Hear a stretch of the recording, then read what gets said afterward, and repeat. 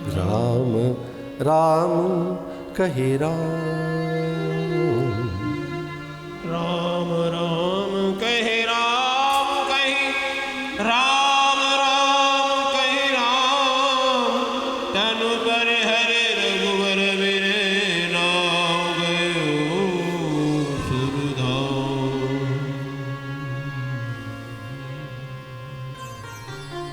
एक भयानक सी सुरंग उन्हें दिखाई देती जिसमें वो धंसते चले जा रहे। मुनि दंपति का करुण रोदन, क्रंदन, चित्कार और भयानक श्राप अंत समय में सुनाई दिया था।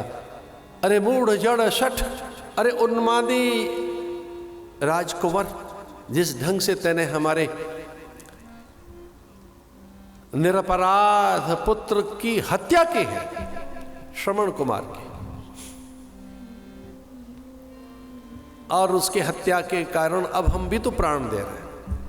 तूने न केवल हमारे पुत्र के प्राण लिए, हमारे भी प्राण तूने ले लिए। अब हम पुत्र के बिना रह नहीं पाएंगे, हम अंधे हैं।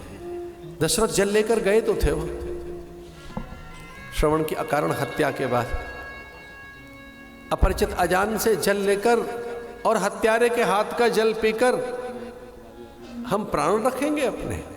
उसी जल से भयानक श्राप दिया था कि हम नहीं जानते कि तू कौन है, पर हाँ तुझे पुत्र होगा और पुत्र के वियोग में तेरे प्राण जाएंगे।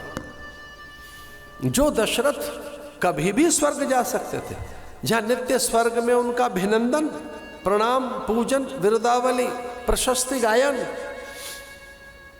जिस दशरथ का इतना आदर यम वर्ण कुबेर के द्वारा सच इंदिरा सुरबालाएं सराएं शीश झुकाए खड़ी रहती, कदाच तो ब्रह्मा स्वयं ब्राह्मणों के झुंड में, कई बार तो महादेव सन्यासियों के झुंड में,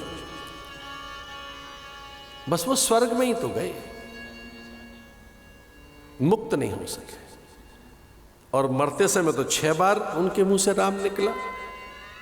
अंतकाल में जैसा नाम निकलेगा, जो गतिमति रहती है, जो विचार दृष्टि रहती है, जो धारणा अध्यास और अभ्यास रहता है, जिस प्रकार की प्रवृत्तियां और प्रकृति रहती है, जैसा संकल्प और मनोवृत्तियां रहती हैं, तदनुकूल वैसी देह मिलती। इसलिए मरते समय राम, पर राम नहीं दिखाई दिए, बेटा दिखाई दिया उनको। वो पुकारना तो चाहते हैं ब्रह्म को, वो पुकारना तो चाहते हैं परमात्मा को, लेकिन ध्यान में ईश्वर नहीं आ रहा है, पुत्र आ रहा है। इसे पुत्र के वियोग में प्राण गए दशरथ के, मुक्त नहीं हुए।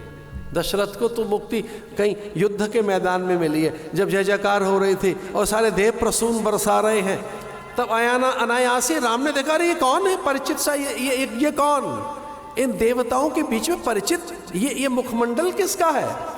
तो पता लगा कि मेरे पिता है दशरथ।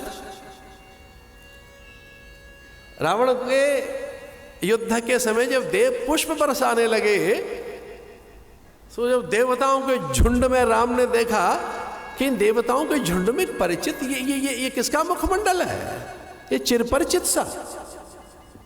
उन्हें याद आया तुम्हारे पिता हैं क्या? देवताओं के झुंड में बेचारे ऐसे ही खड़े फूल बरसा रहे और कोई आगे तक नहीं आने दे रहा है, उनको धकेल रहे हैं एक तरफ। तो उन्होंने दृष्टि दी। जो सिद्ध पुरुष होते हैं उनके लिए ऐसा कहा गया है, जन्मजा, मंत्रजा, तपजा, औषधिजा। जन्मजा, मंत्रजा, तपजा, औषधिजा, समाधिजा, एक और बात है दृष्टिजा। ये महात्मा दृष्टि से ही बेड़ा पार लगा देते हैं। दृष्टिजा, करुणा दृष्टि।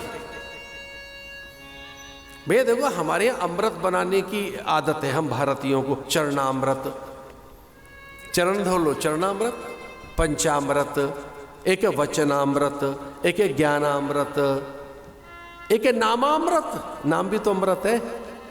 एक जगह लिखा है स्कंद पुराण में कि नाम न भी ले सको तो जो कुछ ये दिखाई दे रहा है ये ब्रह्म ही है, ऐसा मानकर इसे ब्रह्म मानो। और ये दृश्यामृतम, मरते समय कुछ नहीं सूझ रहा है तो इतना तो सूझ सकता है कि ठाकुर की रचना ये सारी, ये संपूर्ण जगत उन्हीं का है। तो ये दृश्यामृतम, झांकी, हमारे यहां तो झांकी की बात भी कही गई है ना, कई बार तो उत्सवों में झांकी, अलग अलग अलग अलग झांकियां, ये अलग अलग अलग झांकियां हैं। अनेक रूप रूपाय विष्णवे प्रभ विष्णवे, सर्वम खलु इदम ब्रह्म। हम तो वेदांती लोग हैं, हमने तो यही पढ़ा है, सुना है।